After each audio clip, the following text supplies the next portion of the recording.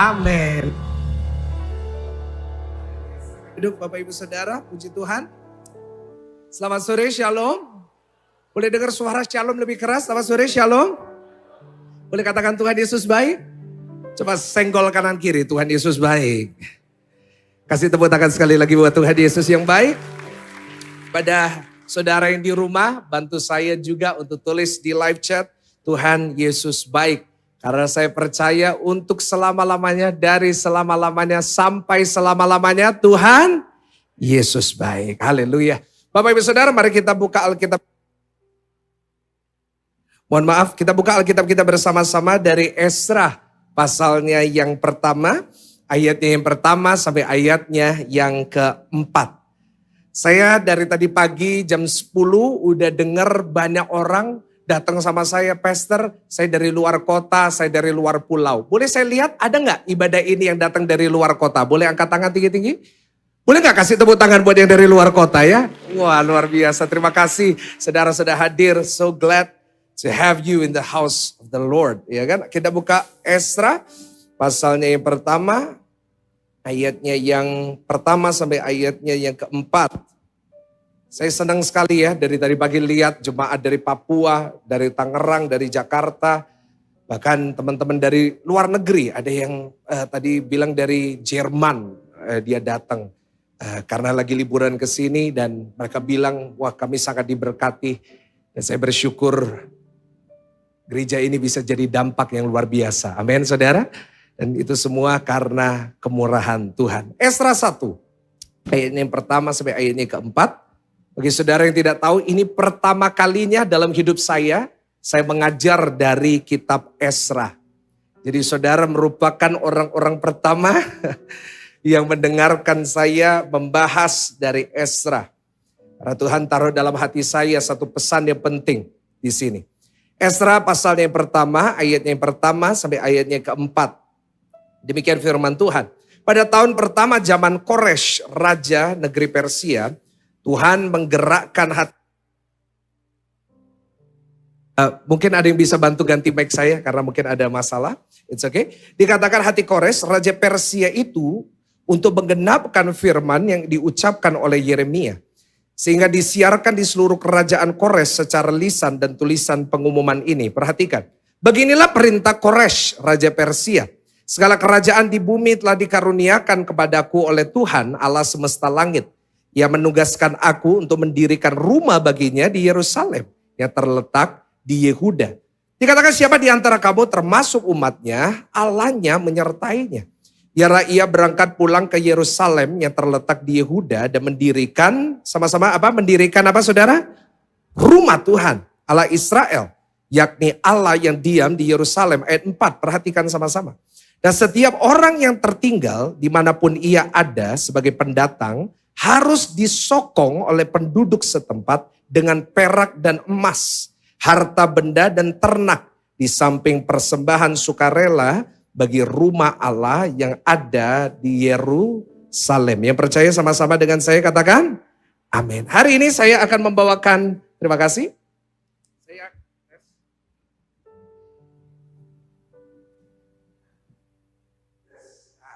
Hari ini saya akan membawakan satu firman dengan judul Bangun Kembali Lebih Baik.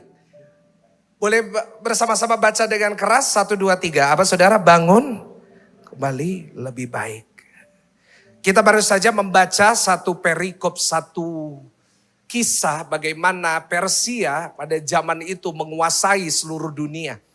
Kalau saudara tidak tahu ada satu zaman pada zaman Israel, pada zaman Alkitab ditulis bahwa seluruh dunia dikuasai oleh Persia.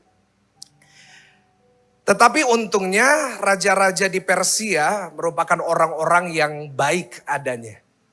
Karena raja-raja Persia setelah bertahun-tahun menjajah dari negara ke negara, Raja Persia terbeban untuk mengembalikan orang-orang yang menjadi budak di negaranya untuk kembali ke negaranya masing-masing. Dan untungnya bagi orang Israel, Raja Persia, Koresh, berkata kepada orang Israel, "Hey, Kamu orang-orang Israel, kamu udah lama di pembuangan. Kamu udah lama jadi budak. Sekarang waktunya kamu kembali ke Israel untuk membangun kembali bait Allah yang sudah diruntuhkan. Karena itu saya berikan judul, bisa kembali ditampilkan judulnya, yaitu bangun kembali lebih baik. Karena hari ini Tuhan menaruh satu pesan dalam hati saya. Untuk kita kembali membangun bait Allah di dalam setiap kehidupan kita. Yang percaya katakan amin. Saudara, 2 tahun ini bukan 2 tahun yang mudah. 2 tahun udah lewat. Kemarin Februari kita baru aja merayakan ulang tahun kedua dari GSJS Pakuwon Mall. Siapa bersyukur kita udah 2 tahun berdiri di tempat ini. Kasih tepuk tangan yang paling luar biasa buat Tuhan. Sekaligus bulan Maret kita merayakan ulang tahun kedua dari Corona. Ya kan? Udah 2 tahun saudara. Bahkan kemarin saya baca di berita varian terbaru namanya XA. Disebut cicitnya Omikron. Darah Yesus saudara. Omikron udah punya cicit. Bayangin Delta saudara. Apa setelah cicit? Cicit cuit. Nah begitu gitu saudara. Ya kan? Udah 2 tahun udah lewati varian demi varian, ada Alpha, ada Delta, ada Omikron, ada XA, mau cicit, mau cucu, mau anak, udah lewat nih. Gereja sudah mulai kembali normal, kursi sudah tanpa social distancing, kapasitas 100%. Gereja sudah kembali baik, gereja sudah kembali sehat. 2 minggu yang lalu gereja penuh di ibadah Paskah, bahkan ini kursi sudah bertambah.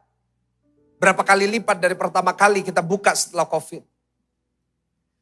Tetapi bait Tuhan yang perlu dibangun, yang Tuhan mau saya sampaikan, bukan gedungnya.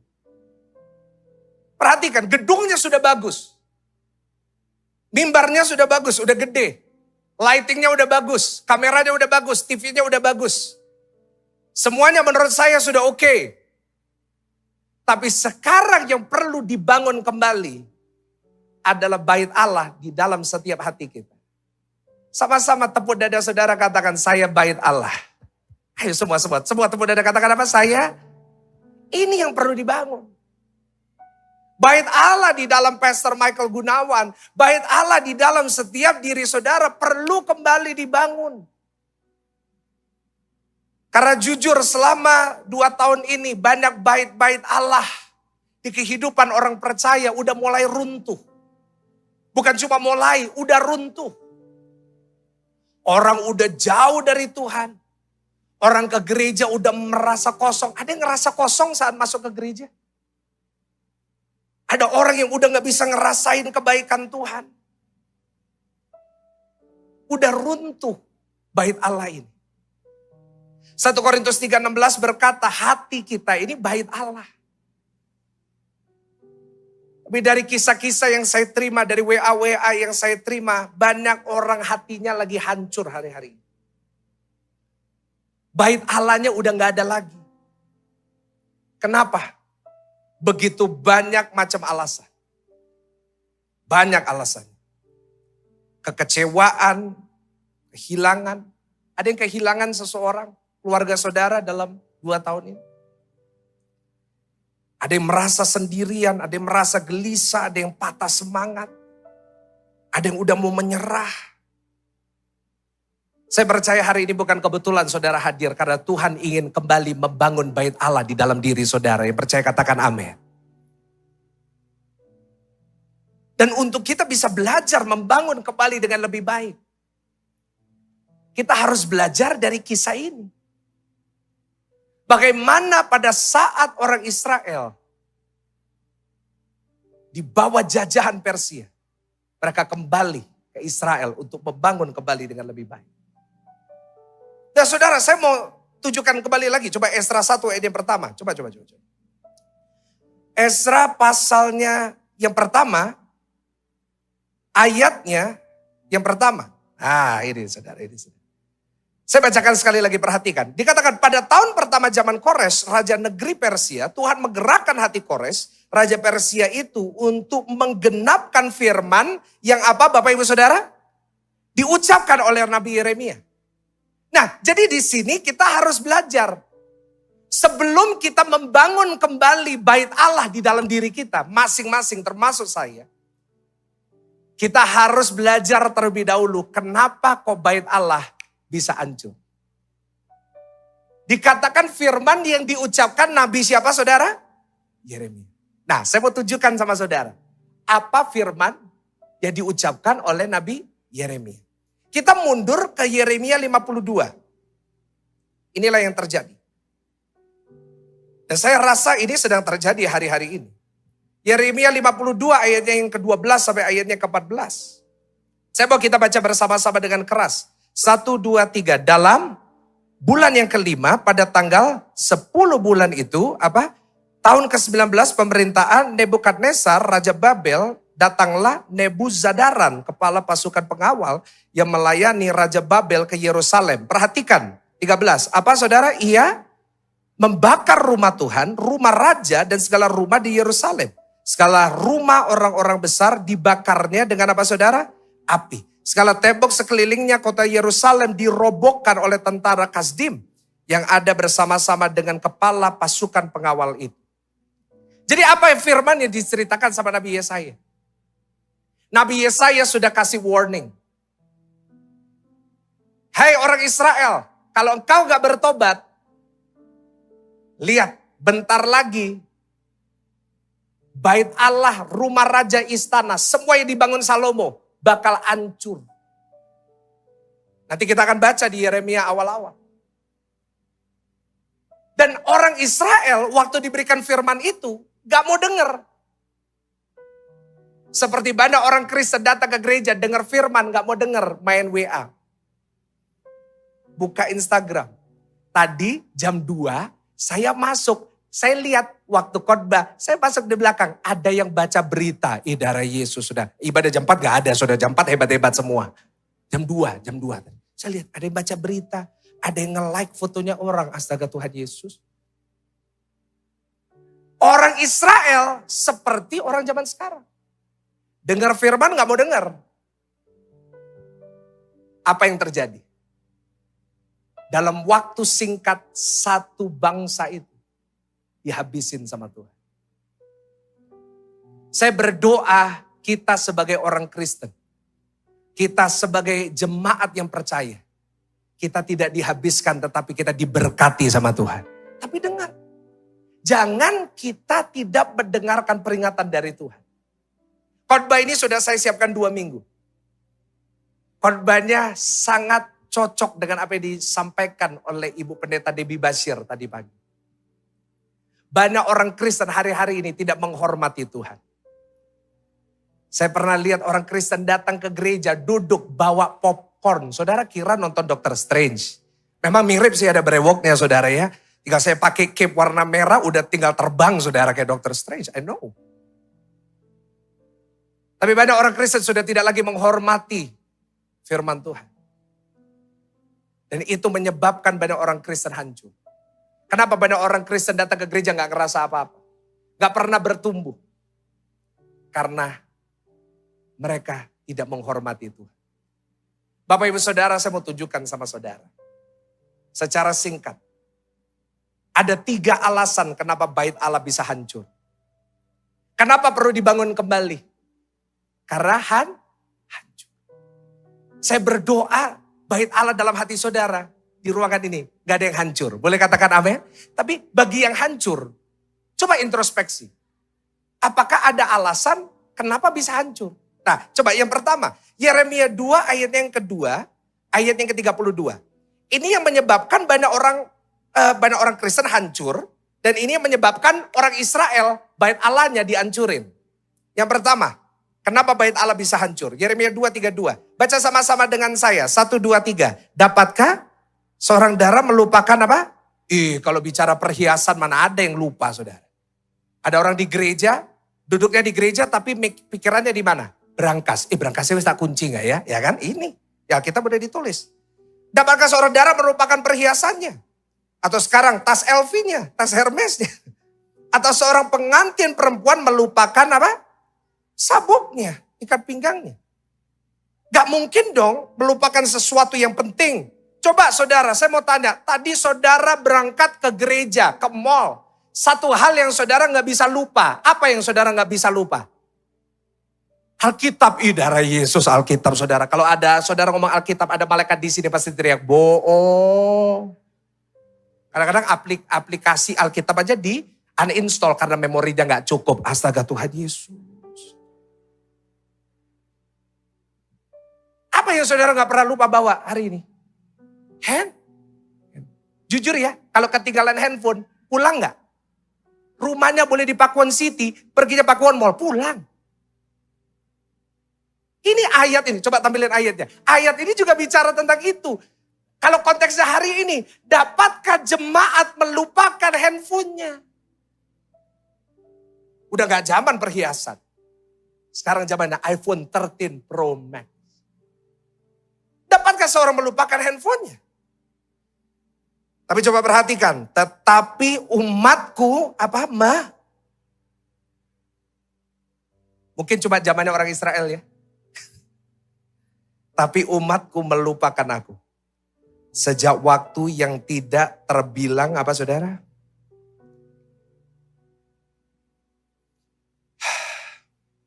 Yang pertama, kenapa bait Allah bisa hancur? Kalau bait Allah hancur dalam hidup saudara, rumah tangga saudara pasti banyak ributnya. Suami dan istri pasti banyak ributnya. Hancur kok. Orang tua dengan anak pasti suka ribut. Anak-anak kepahitan sama orang tua. Suami kepahitan sama istri, istri kepahitan sama suami. Di rumah selalu ribut. Suami marahin istri, istri marahin anak, anak marahin pembantu, pembantu marahin bleki. Bayangin, 5 orang stres kumpul di rumah. Rumah itu jadi rumah sakit. Saudara pengalaman mungkin saudara. Kalau bait Allah itu hancur, pasti ribut. Coba kalau pria di rumah, papa di rumah, gak ada, gak benar. Anak-anaknya pasti gak benar. Saya menghandle beberapa anak-anak muda, homo. Padahal Tuhan ciptain Adam dan Hawa, bukan Adam dan Edi. Saya selalu lihat satu kesamaan. Karena di rumah gak beres orang tuanya. Banyak rumah tangga hancur hari ini bukan cuma karena budaya. Tapi karena bait Allahnya Han? Dan ini yang gak pernah dibahas. Kenapa banyak rumah tangga hancur? Akarnya bait Allah itu hancur. Kenapa bisa hancur? Karena yang pertama, melupakan Tuhan. Jujur ya, kita lebih ingat sama hal-hal duniawi daripada ingat sama Tuhan. Kita lebih ingat bawa handphone kita daripada kita ingat untuk ajak teman kita untuk ke gereja. Sama-sama handphone. Kita lebih ingat sama janjian kita sama teman kita untuk arisan jam 12 siang. Daripada kita ingat untuk beribadah. Karena itu tidak menyalahkan. Kenapa kok zaman sekarang banyak rumah tangga hancur, cerai, anak-anak gak bener. Karena itu sederhana. Karena banyak orang-orang Kristen melupakan Tuhan.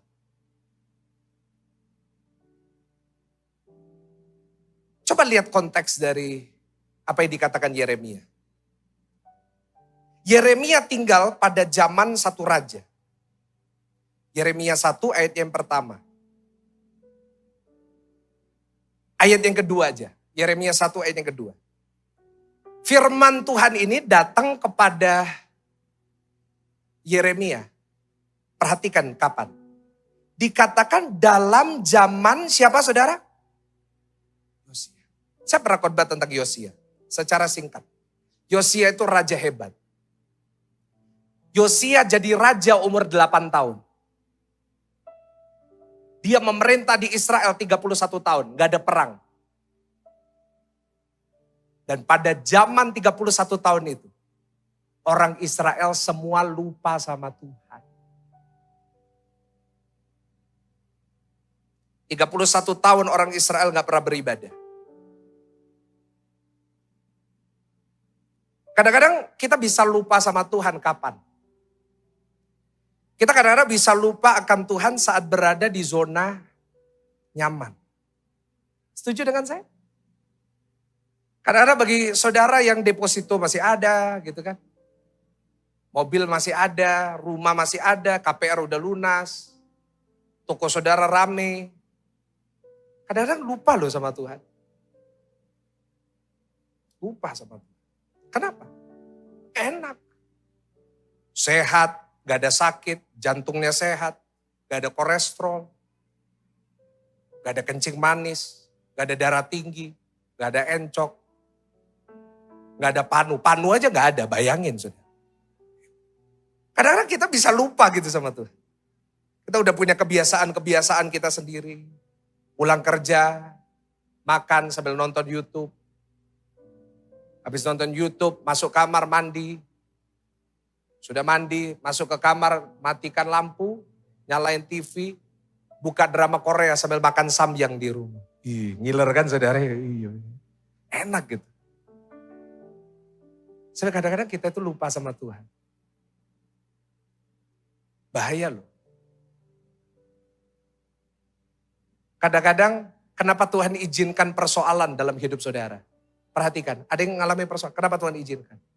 Supaya saudara ini gak lupa sama Tuhan. Karena kalau manusia ini terlalu enak, kadang-kadang bisa lupa. Coba senggol kanan kiri, ojo lupa sama Tuhan.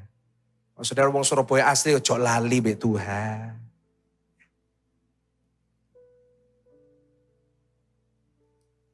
Orang Israel begitu nyaman. 31 tahun, gak ada apa-apa. Gak ada perang. Nyaman. Lupa sama Tuhan. Saya melihat itu terjadi di mana-mana Bapak Ibu Saudara. Kemarin habis pulang, sebelum pulang dari Amerika waktu saya pelayanan di sana. Saya dari LA pulang. Istri saya ini pecinta Disney. Akhirnya kami harus pergi ke Disneyland. Saya dan istri ke Disneyland. Saudara tahu di Disneyland, aduh, penuh. Penuhnya itu lebih penuh dari sebelum corona, bayangin. Waktu saya pesen tiket gak taunya, habis beli tiket harus reservasi. Saya beli tiket gak reservasi. Apa yang terjadi? Gak boleh masuk. Saya datang udah jauh-jauh kan, saya datang ke orangnya, saya sampai, Pak tolong Pak, Pak tolong Pak, Sir, please help me Sir, gitu kan, help me Sir, can you please, akhirnya dia lihat muka saya, mungkin kasihan dia orang Asia, sipit melas gitu saudara, akhirnya ya udah ini kamu, akhirnya kami masuk, saudara tahu, penuh, gak ada satupun pakai masker, semuanya teriak-teriak, muncrat. Bayangin, saya ngomong di Space Mountain, how many person gitu. Di muka saya, waduh saya itu sampai, aduh gimana. Tapi jujur ya, minggu sebelumnya saya ke gereja besar. Gak full capacity. Banyak orang belum kembali ke gereja. Miris ya, mall penuh, restoran penuh. Masih banyak orang takut ke gereja. Sampai di gereja pun banyak takut. Itu loh, lihat bapak itu gak pakai masker. Lihat, medeni. Ya kan? Terus minggu depan gak usah ke gereja. Pak, Bu, sorry ya. Sorry nih bener, saya sebagai gembala perlu sampaikan ini buat saudara. Kita gak boleh lupa sama Tuhan. Saya bersyukur jemaat yang datang ibadah ini, saudara gak lupa sama Tuhan. Pasti diberkati sama Tuhan. Kasih tepuk tangan yang paling dahsyat. Saudara boleh dalam situasi baik, hari ini yang diberkati. Saudara boleh dalam situasi buruk, gak boleh lupa sama Tuhan. Ya setuju katakan amin. Kenapa? Karena kita gak tahu kapan kita butuh Tuhan. Pak, duitnya lagi banyak. Gak ada utang gitu. Jangan lupa lu sama Tuhan. Karena kita gak tahu kapan kita butuh Tuhan. Yang kedua, kenapa bait Allah bisa hancur? Yang kedua, 2 Raja-Raja 23, ini semua ada ayatnya ya. Jadi saya nggak cuma membuat poin-poin, tapi saya tunjukkan kepada saudara ayat. Kembali ke zamannya Yosia. Kenapa kok habis zamannya Yosia, Tuhan berfirman gitu dan hancur? Karena gini, dikatakan sebab tidak pernah lagi dirayakan, sama-sama katakan apa? Paskah seperti itu sejak zaman para hakim yang memerintah atas Israel dan sepanjang zaman raja-raja Israel dan raja-raja apa saudara? Bayangin, sebab tidak pernah lagi dirayakan Paskah. 31 tahun tidak merayakan Paskah. Yang kedua, kenapa bait Allah bisa hancur? Kedua, yang pertama melupakan Tuhan. Yang kedua, hilangnya ibadah. Ulangin sama-sama bersama dengan saya, apa saudara? Hilangnya orang Israel karena zona nyaman, karena gak ada perang, karena enak semuanya, hilang ibadahnya. Banyak orang-orang Kristen hari-hari ini udah hilang ibadahnya. Kenapa gereja onsite tetap perlu? Bukan ibadah online saja. Saya sangat mendukung ibadah online. Saya mengatur sedemikian rupa sehingga ibadah online itu terbaik, paling bagus. Tapi kenapa saya tetap ayo ibadah onsite? Karena saat kita ibadah onsite, kita benar-benar ibadah. Yang setuju katakan amin. Iya gak sih? Saudara hadir, saudara nyembah Tuhan. Bayangin, ibadah onsite aja masih main handphone. Apalagi di rumah. Duduk kasurnya empuk nyalain AC. Dengerin khotbah pendeta. Aminnya besok pagi. Jujur, berapa banyak saudara pernah ketiduran waktu dengar ibadah online? Oh, di sini nggak ada jam 2 tadi, jam 2. Ibadah online, kita setel. Setel itu bahasa zaman apa ya, setel gitu. Kita pasang, kita turn on the channel, GSJS. Kita lihat. 15 menit gitu. Wah, padahal WL-nya udah jingkrak. Udah sampai lompat kakinya satu. Saudara tahu yang saya maksud, yang rambutnya panjang itu.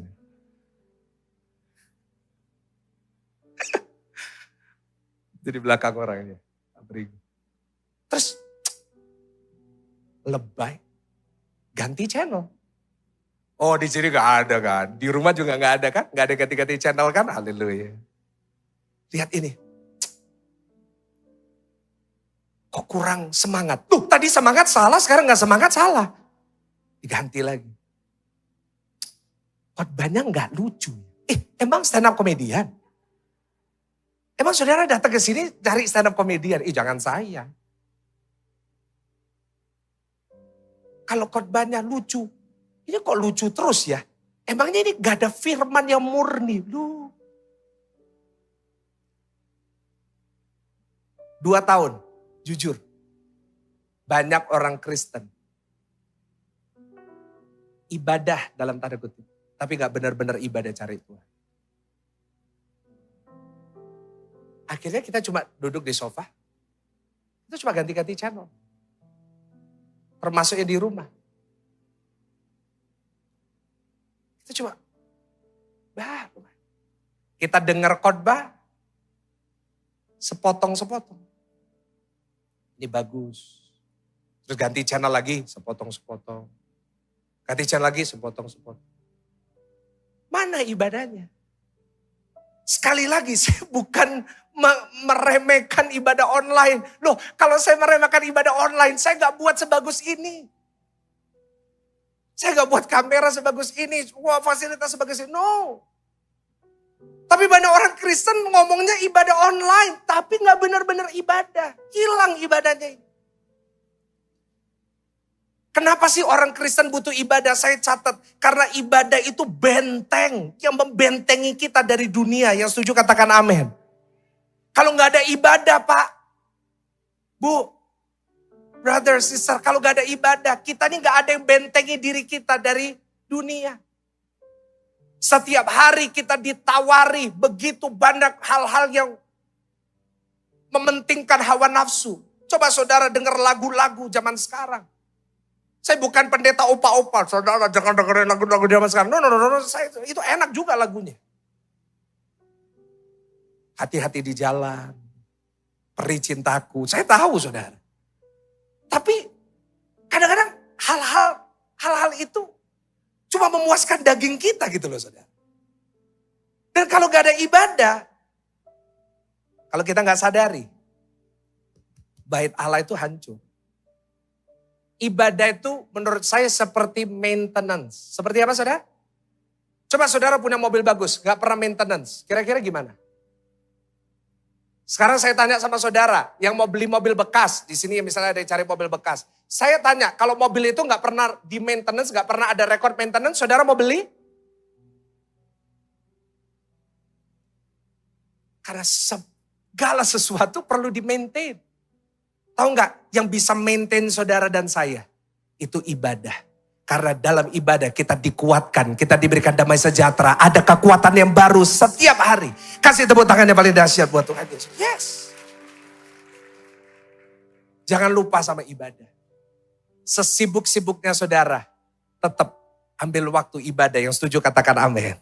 Yang ketiga, kenapa kok bait Allah bisa hancur? Karena yang pertama, lupa Tuhan. Yang kedua, hilangnya ibadah. Yang ketiga, kenapa? Ulangan pasalnya ke-9 ayat 13. Dikatakan lagi Tuhan berfirman kepadaku. Sama-sama dengan saya. Telah apa saudara? Kulihat bangsa ini dan sesungguhnya mereka adalah bangsa yang apa? Tegar takut. Yang ketiga, kenapa bait Allah bisa hancur? Karena keras kepalanya orang Israel. Sudah diingatkan, tapi tetap tegar tengkuk, bahasa sederhananya itu keras. Kenapa disebut tegar tengkuk? Karena mereka tidak pernah mau dengarkan Tuhan. Saya berdoa tidak ada dari kita yang keras kepala sama Tuhan. Yang setuju katakan amin. Kita harus banyak dengerin perkataan Tuhan. Orang Israel lebih banyak dengar perkataan manusia daripada perkataan Tuhan. Mereka lebih percaya sama omongan-omongan orang daripada percaya kepada Tuhan. Di sini ada yang lebih percaya perkataan manusia daripada Tuhan. Hari ini bertobat ya. Karena saya gak tahu dengan saudara, saya telah melihat perkataan manusia itu kadang-kadang gak bisa dipercaya. Ada yang amin tadi saya dengar. Perkataan manusia itu bahaya, kenapa? Karena seringkali perkataan manusia itu ada agenda tersembunyi. Ada udang di balik kue tiaw. Pasti ada maksud. 1 bulan ini banyak jemaat telepon saya. Pastor, uang saya ditipu. Uang saya hilang. Loh berapa? Ada yang 5 miliar. Berapa? 5M. Loh, diapain 5M? Kena robot. Loh, diapain sama robot? Dimakan sama robotnya? Oh bukan. Saya masukkan uang saya. Saya pikir karena bulan-bulan pertama dapat 20% setiap bulan. Saya begitu dapat uang saya masukin lagi. Punya uang masukin lagi. Sampai 5 miliar. Sekarang uang saya hilang, saya mau bunuh diri. Jujur, kenapa kok banyak orang bisa akhirnya ketipu, uangnya hilang? Karena lebih percaya perkataan manusia daripada perkataan.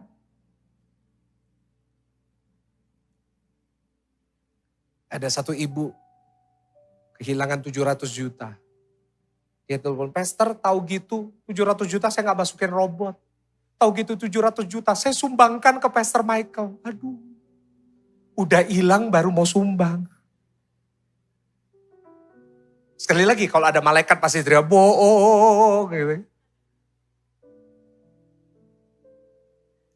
Tapi banyak orang Kristen keras kepala. Tapi sekali lagi ibadah jam 4 gak ada. Hebat. Tapi di luar sana. Ada orang Kristen setiap minggu dengar firman. Setiap hari di Instagramnya, lihat Instagram @PS_Michael_Gunawan, lihat real story. Lihat renungan-renungan. Tapi hidupnya gak pernah mau berubah. Itu namanya keras apa? Kepala. Hancur. Saya bukan bermaksud untuk menakut-nakuti jemaat. Tapi saya sebagai gembala punya tanggung jawab. Karena dalam beberapa bulan yang akan datang, situasi akan membaik. Saya percaya itu. Saudara percaya beberapa bulan semakin baik, amin? Ya kan, semua sudah enak gitu kan. Semua kemana-mana pesawat udah penuh gitu kan. Bali udah rame ya, bisa ke Singapura makan chicken rice gitu kan. Makan popia dan lain-lainnya. Ada yang jemaat ke KL, ada yang jemaat ke Amerika. Akan semakin baik. Tapi dengar baik-baik Bapak Ibu Saudara. Jangan lupa sama Tuhan. Yang percaya dan mau kasih tepuk tangan yang paling dahsyat buat Tuhan. Supaya gak hancur. Supaya gak hancur. Jangan nunggu hancur baru cari Tuhan. Bahasa Jermannya kasep. Kasep itu apa? Udah terlambat. Nasi udah jadi bubur. Ya, saya mau tutup khotbah ini secara cepat. Bagaimana kita bisa bangun kembali bait Allah itu? Dengan baik. Bagi saudara yang mungkin bait Allahnya sudah mulai runtuh. Saudara udah mulai rasa jauh dari Tuhan. Saudara udah mulai ngerasa kosong gitu saat ibadah. Saudara gak ngerasa lagi semangatnya. Saya tunjukkan gimana kita bisa membangun kembali. Secara cepat, Ezra 3. Ezra pasalnya yang ketiga. Ayat yang pertama sampai ayatnya yang ketiga. Secara cepat aja. Ezra 3 ayatnya yang pertama sampai ayatnya yang ketiga. Dikatakan ketika tiba bulan yang ke-7, setelah orang Israel menetap di kota-kotanya. Nah ini lanjutan cerita tadi ya. Kalau kita baca semua gak bisa. Maka serentak berkumpullah seluruh rakyat di Yerusalem. Semua udah kembali. Dari pembuangan, dari Persia, semua kembali. Mudik, ngantri, tolnya macet karena one way. Nah di sini kan. Maka mulailah Yesua bin Zodak beserta saudara-saudaranya, para imam itu. Dan Zerubabel bin Seltiel beserta saudara-saudaranya. Apa Bapak Ibu Saudara membangun? Apa boleh ulangin bersama dengan saya? Maka mulailah Yesua bin Yozadak beserta saudara-saudaranya, para imam itu. Dan Zerubabel serta saudara-saudaranya membangun apa Bapak Ibu Saudara?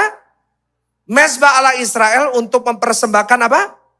Korban bakaran di atasnya sesuai dengan yang ada. Tertulis dalam kitab Taurat Musa, abdi. Yang pertama, bagaimana kita membangun kembali dengan lebih baik dari sebelumnya. Yang pertama, catat baik-baik. Sebelum kita bangun bait Allah itu. Sebelum kita berdoa supaya bait Allah itu kembali dibangun. Mulailah dengan membangun mezbah. Sama-sama, apa saudara? Membangun apa? Di rumah tulis di live chat. Membangun dahulu apa? Mezbah. Mezbah. Sebelum bangun bait Allah, bangun dulu apa? Sebelum orang Israel bangun kembali bait itu, sebelum dipulihkan, sama-sama katakan dipulihkan, sebelum dipulihkan, yang pertama yang harus kita lakukan, bangun dulu apa saudara? Ada di sini yang perlu hidupnya dipulihkan sama Tuhan? Bangun dulu apa? Saudara perlu disembuhkan sama Tuhan, bangun. Saudara perlu hidup saudara, rumah tangga saudara dipulihkan, bangun. Inilah kebiasaan orang Israel. Sebelum mereka memulai sesuatu, sebelum mereka membangun sesuatu, harus bangun mezbah. Kita kadang-kadang lupa dengan kata mezbah. Tidak pernah dibahas. Padahal Alkitab bicara banyak tentang mezbah. Mezbah itu sederhana kecil, tapi awal dari sesuatu yang besar. Di dalam Alkitab ada satu tempat namanya Betel. Apa saudara? Apa Betel itu? Betel. Bet-El. Bet-El. El apa? El. El itu Tuhan. Elohim. El Shaddai. Bet itu apa? Rumah. Bethlehem. Rumah. Roti. Lehem roti. Bet-tel. Betel. Artinya rumah. Saudara tahu battle pertama kali disebut di mana? Dalam Kejadian 12 ayatnya ke-8. Tapi sebelum Tuhan bertata di situ, sebelum Tuhan hadir di Betel, sebelum Tuhan hadir di Betel yang letaknya di luar Luz, coba baca apa yang dilakukan sama Abraham, Kejadian 12 ayatnya ke-8. Sebelum Tuhan bertata di situ. Saya boleh tanya berapa banyak dari saudara ingin Tuhan hadir di rumah tangga saudara? Lambai katakan tinggi-tinggi. Siapa ingin Tuhan hadir di pekerjaan saudara? Sekali lagi lambaikan. Betel, rumahnya Tuhan. Bagaimana rumah saudara bisa punya suasana surga? Coba baca Kejadian 12 ayatnya ke-8. Kejadian 12 ayat yang ke-8. Dikatakan kemudian ia pindah dari situ ke pegunungan di sebelah timur Betel. Ia memasang kemahnya di Betel di sebelah barat dan Ai sebelah timur. Lalu ia apa saudara? Mendirikan di situ mezbah bagi Tuhan dan memanggil nama. Lalu fast forward beberapa tahun kemudian yang namanya cucunya Abraham namanya siapa? Siapa namanya istrinya Abraham? Bu Abraham. Aduh gampang banget saudara kalau kayak gitu. Cucunya Abraham siapa? Istrinya Sarah, Yakub. Yakub pernah satu kali mimpi. Mimpi Tuhan ada tangga naik turun. Pernah dengar cerita itu? Tahu itu di mana? Betel. Tuhan hadir di situ. Malaikat Tuhan turun. Kita kadang berdoa, Tuhan lindungi rumahku. Tuhan kirim rumahku dipageri sama malaikat, terutama besok yang mau pergi ke luar negeri gitu kan. Tuhan lindungi. Di sini Betel itu di mana malaikat itu naik turun, ada perlindungan Tuhan, ada berkat Tuhan, ada mujizat Tuhan di Betel. Apa yang Yakub lakukan di Betel? Seperti opanya, dia membangun apa Bapak Ibu Saudara? Karena di mana ada mezbah, di mana ada altar, di situ Tuhan hadir. Saya nggak tahu berapa banyak saudara butuh Tuhan hadir dalam hidup saudara. Tapi saya sangat butuh Tuhan hadir dalam hidup saya. Saya butuh Tuhan hadir di gereja ini. Karena itu harus ada apa? Mezbah bukan liturgi. Mezbah bukan siapa WL. WL ada 5, dibagi 5 lagu. Oh pemain musik ada 8. Ini bukan mezbah. Mezbah itu apa yang kita lakukan dengan semua ini. Mezbah itu bukan saudara duduk di mana, saudara ngomong aminnya berapa kali, saudara catat khotbahnya atau enggak. Tapi mezbah bicara tentang apa? Saudara mau membangun mezbah? Membangun mezbah cuma ada satu syarat. Yaitu harus berkorban. Harus apa saudara? Tambah sunyi saudara kalau gitu. Harus apa?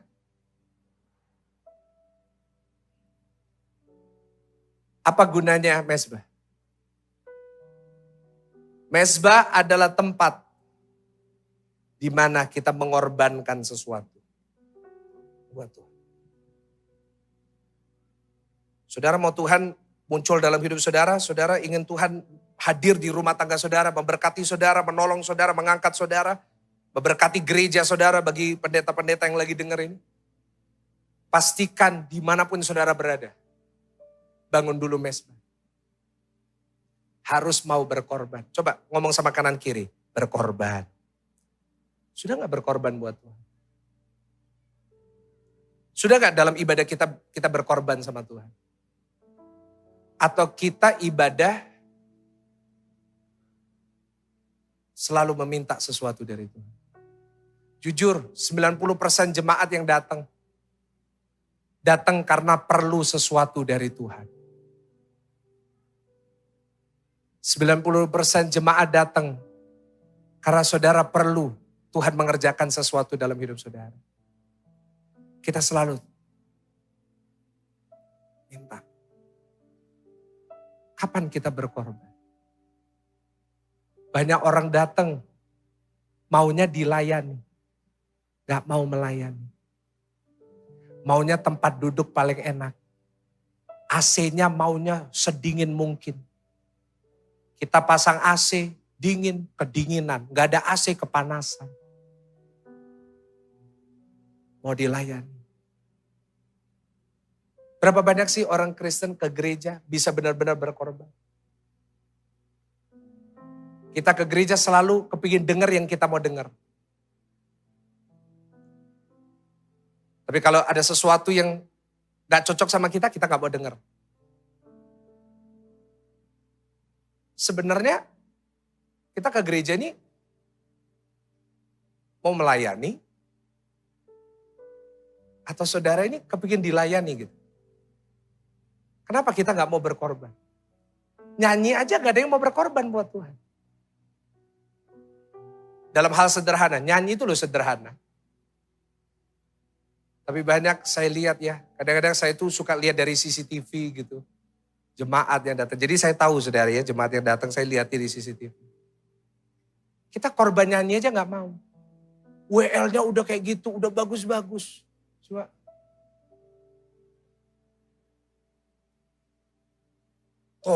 Toleh kanan kiri. Ini mana konco kusik utang itu tadi.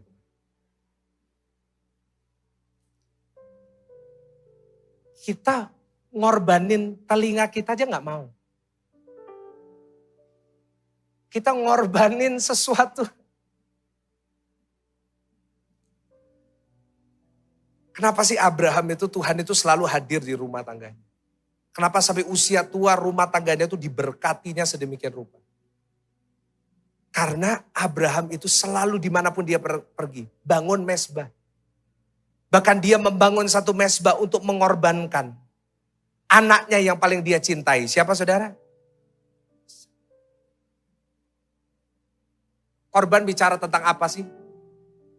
Mungkin saudara yang pernah mungkin, wah udah lama di gereja, wah pasti ini ngomong tentang uang. Sorry ya. Kalau saudara cuma pikir, tadi saudara saya ngomong korban, lalu saudara mikir uang. Dangkal sekali pemikiran kita tentang firman. Berkorban bicara tentang apa, Pak, Bu? Korban itu selalu bicara tentang yang terbaik. Ulangin sama-sama dengan saya, apa Bapak Ibu Saudara, yang apa? Artinya apa? Artinya hari ini saudara saat mau membangun kembali bait Allah, pastikan yang kita berikan kepada Tuhan itu yang terbaik yang kita bisa. Yang setuju katakan amin. Waktu saudara, tenaga saudara, apapun yang saudara bisa berikan ke Tuhan. Berikan yang apa? Terbaik.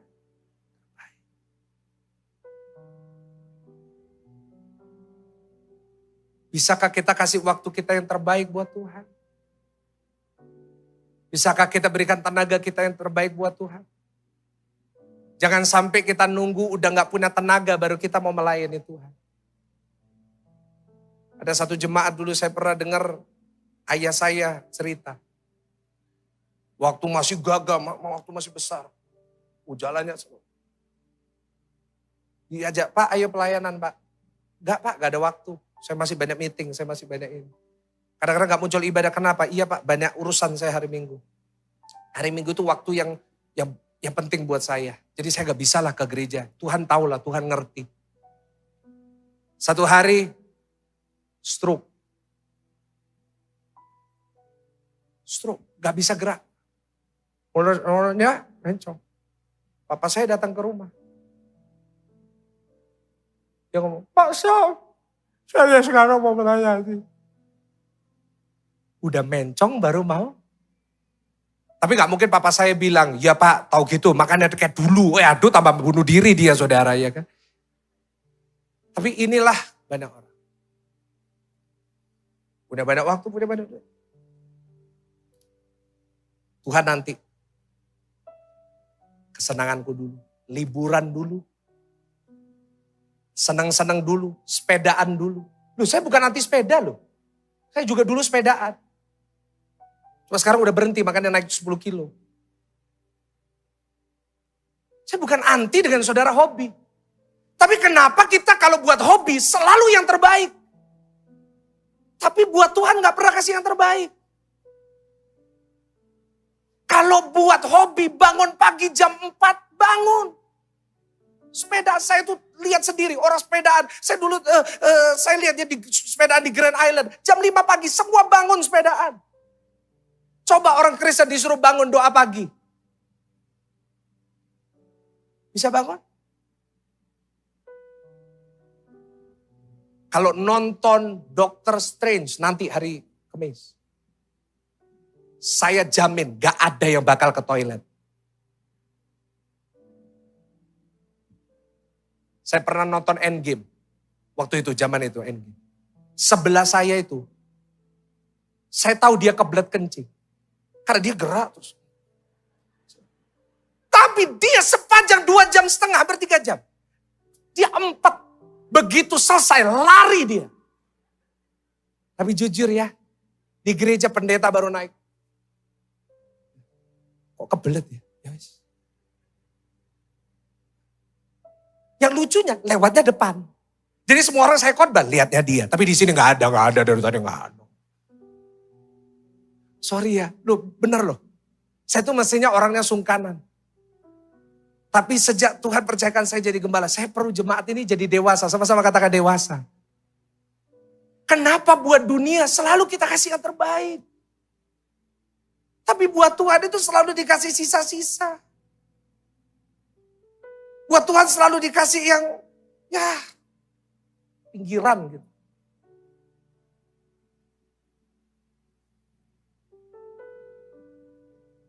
Kenapa kita gak bisa ngasih yang terbaik buat Tuhan? Saya bukan pendeta yang minta uang. Saudara boleh tanya sama semua orang yang berduit di gereja ini. Yang jemaat saya gak pernah. Tapi saya saksi sendiri saat bendahara hitung uang. Sorry ya. Saudara boleh tanya bendahara sendiri. Kadang-kadang menyedihkan. Paling sering ada karcis parkir. Dan yang lucu, setiap kali ada karcis parkir, selalu ada jemaat yang tanya, Pak, tadi ketinggalan karcis parkir di kantong kolektor loh. Masa kita buka semua kebuat karcis parkir, saudara? Paling luar biasa kalau waktunya perjamuan suci. Di kantong kolektor banyak sisa perjamuan suci.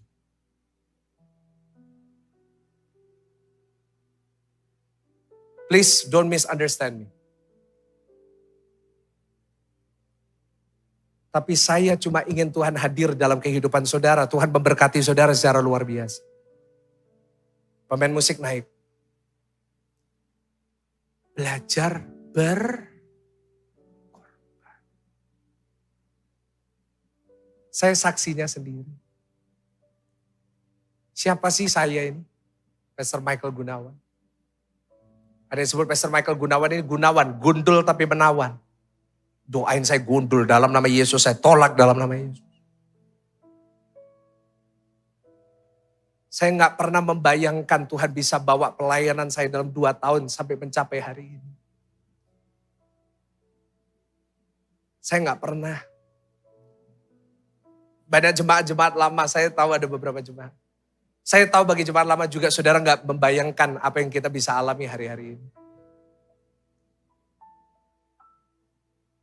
Saya ke Amerika, semua orang bilang saya dengar khotbah, saya gak pernah membayang. Banyak orang mencoba untuk mereplikasi. Mencoba untuk belajar dan meniru apa yang kita lakukan. Tapi jujur banyak yang gak bisa. Ada beberapa orang tanya sama saya, kok bisa sih? Di umur kamu segini, kamu bisa melakukan seperti ini. Selalu jemaat itu pertanyaannya saya, Pastor Michael ini umur berapa? Jawaban saya selalu sama, jangan kepo. Tapi bagi saudara yang tahu, semua orang pada heran.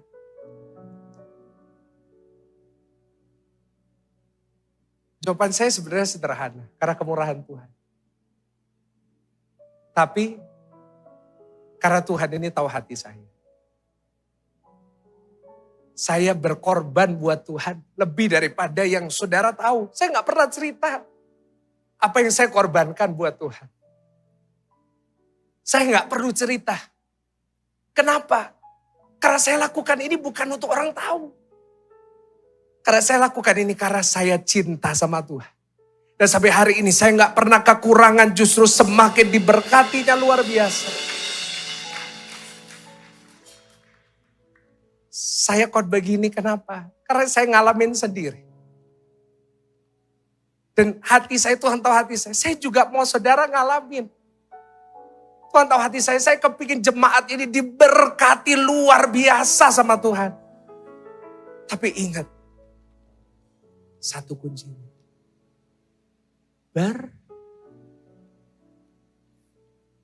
Apa yang bisa saudara berikan? Anything. Waktu saudara, kekuatan saudara.